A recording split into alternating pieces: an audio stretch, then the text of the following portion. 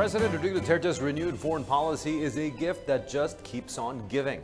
Yesterday, a load of humanitarian assistance worth north of $3 million from the mighty Dragon Nation.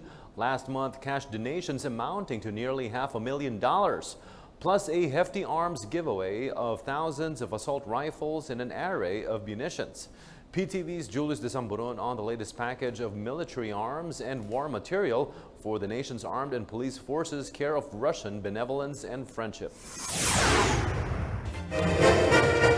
President Rodrigo Duterte witnessed the official handover of military equipment by the Russian Federation to the Philippines, a sign of better defense relationship between the Philippines and Russia. Defense Undersecretary Raimundo Elefante and Major General Alexander Zumovsky of International Military Cooperation of Russian Ministry of Defense signed the turnover certificate. Earlier, our Defense Department said these are grants at no cost to our country. Meaning we get more exposure to different technologies as well as techniques. That should be a welcome addition. The President then inspected the military equipment donated by Russia. These are the 20 units of multi-purpose vehicles, 5,000 units of AK-74M Kalashnikov assault rifles, 1 million units of 1943 type cartridge with steel core bullets, and 5,000 units of steel helmets. The Chief Executive also visited the large anti-submarine ship Admiral Panteliv dock at Pier 15, Port of Manila since last weekend. Here, the Russians showed an array of artillery demonstration. The President's visit to the Russian warship came a day after the Philippines and Russia signed a military technical cooperation agreement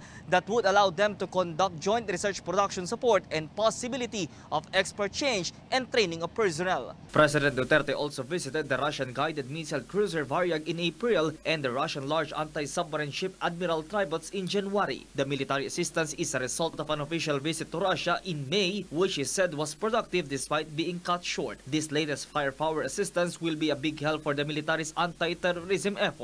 Meanwhile, National Security Advisor Hermogenes Esperon pointed out that Philippines, as chairman of this year's ASEAN, will continue to push for an agenda on anti-illegal drugs, cybersecurity, and counter-terrorism efforts. Weak governance leads to these kinds of things, as in Marawi. Of course, ASEAN will be the basic, our basic.